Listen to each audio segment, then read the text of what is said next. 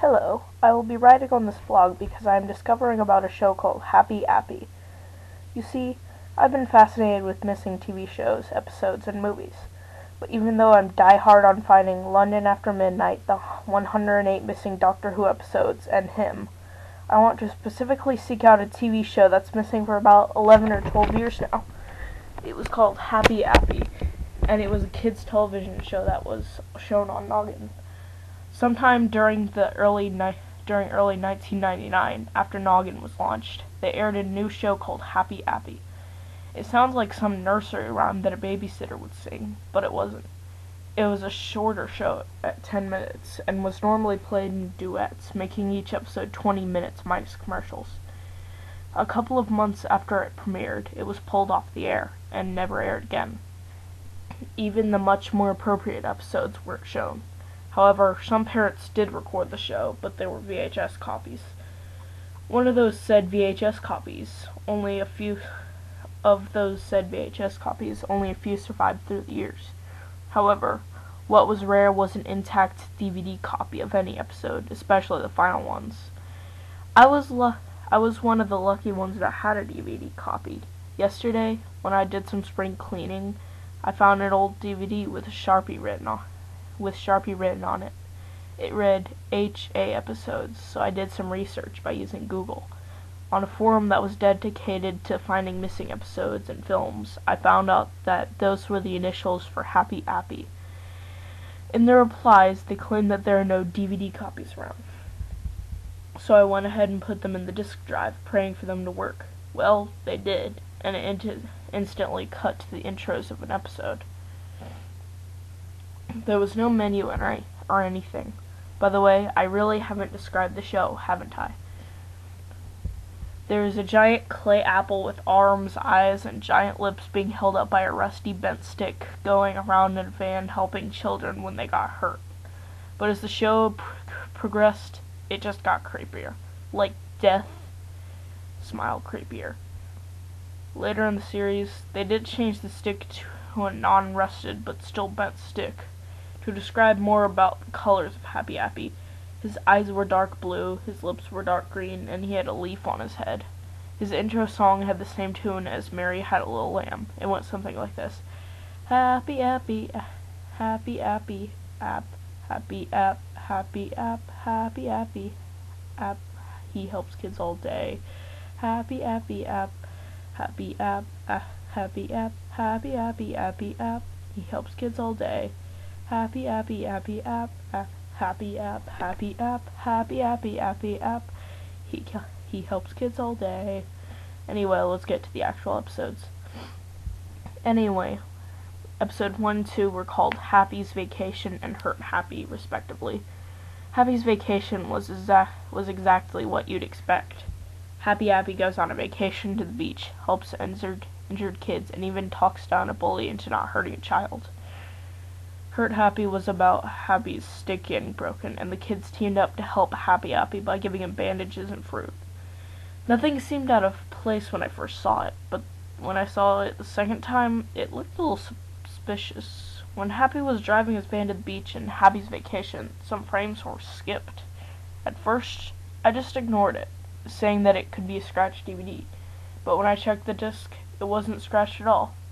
Also, during the scene where the kids give Happy Appy fruit, they gave him an apple for whatever reason. Could have been an accident, though. To top it off, I noticed some coincidental objects in Hurt Happy. In Happy's van, there was what looked like the border of the Hope poster, but it could have been something else. Also, in Happy's Vacation, the radio plays what sounds like a country cover of Hot and Cold, which was made in 2008 and very out of place for a kids' show. I thought these were just coincidental. Well, I was wrong. In episode 3 and 4 were even stranger. The intros were cut out, and the 2 episodes were missing a few scenes. On episode 3, about 5 minutes and 10 seconds in is when Happy does his first death smile. For 30 seconds, it was somewhat eerie. One moment that could send chills down anyone's spine was the boo-boo scene in episode 4. Happy aids a child that has a bruise on his knee. He looks to the camera, does smile on face, and says, "What does Nate need for this boo-boo?" For 30 seconds he stared at the camera, motionless, with his dark blue soulless eyes locking onto anyone watching. Finally, he broke the silence with, "That's right, a bandage!" Why he needed that long to speak, I will never know. Also, the out-of-place objects were getting more noticeable. There was a news broadcast about a tsunami that recently struck Japan. Happy responded, "Oh no! If you want to help the Japanese, call this number," and a 1-800 number was listed. I watched episode 5. There were a few differences. First off, it had Happy on his restless stick. Also, this episode got a lot more violent. In the episode, Appy was doing his trademark death smile for half of the episode. Afterwards, he helped 2 children. The first kid, Happy took out of sight behind a bush. Blood is seen from behind the bush and screams are heard. The other kid waits for Happy, and he's seen emerging from the back of the bush. It skips frames, and the next thing I see is a blood trail leading to another bush, and Happy is doing that friggin' smile. Episode 6 showed Happy doing a death smile, but it was hardly viewable. Around a third of the way in, it went static for the rest of the show. I couldn't believe it. I moved on to episodes 7 through 8. This time, the episodes were so violent, so badly made, that they couldn't have been aired on Noggin at all. Episode 7 had Appy take a kid into his van. Flesh cutting could be heard, and so could blood splatters on the windows and horrified screams, which turned into gurgles. Happy emerged, doing a death smile from 9 minutes 21 seconds to the end of the show, or 10 minutes. Like episode 7, episode 8 was gory and violent, but it was so coincidental and violent that I couldn't believe Noggin would even allow it, unless it was an accidental airing. It starts out with Happy Appy walking around the playground when 2 kids ask him what the cycle of life is so that they could complete their homework. He proceeds to tell the kids about the cycle of life in frogs and plants. The kids say, "Thanks, Happy. Can you play with us for a bit?" Happy agrees, and they start playing on the playground. When this happens, smoke starts to creep behind Happy and the children. It gets to a point where they start coughing because of how dense the smoke is, so they turn around to see what was making the smoke. Happy gasps at the sight in front of them. 2 towers were on fire and burning up. A few people can be seen falling out of windows to escape the fire. There was a lot of screaming, falling debris, and a crashed airplane in one of the towers. Only the tail of the plane was visible, sticking out like a sore thumb and nearing the point of collapse. I could hear a faint whining noise at this point, and I think that it was one of the plane's engines, which was probably still on. 7 seconds later, the tail of the plane finally broke apart, with the largest piece of the tail hitting and killing someone. During this scene, fire trucks could be heard trying to douse out the flames, but it only slows the flames down. The wailing of ambulances could also be heard, taking away the bodies of people who jumped from the towers. We saw Happy and the kids again, but this time they stood still in fear. The smoke kept getting thicker and thicker, slowly obscuring the trees and equipment at the playground. The debris from the towers fell around the kids and Happy, and a person ran up to them and told them to run away from the towers before running off. When the older kid worriedly said, "Happy Appy, why are the towers on fire?" it cut to a higher-up floor that was near where the plane crashed, which revealed a kid that was crushed under a huge piece of concrete, crying for help. Some other kids tried to help him by lifting the piece of concrete off him. He was screaming so loud it was almost heartbreaking. There were bodies and blood everywhere, and the pain and fear of the trapped kid's face was so realistic, I cringed. After the shot with the kid trapped under the concrete, we see the younger kid say, "Happy Appy, why are people running and falling from those towers?" Happy Appy turned to the camera, death smile on face, and very coldly said 3 words. Those words will haunt me as long as I do research this show. "That's natural, children."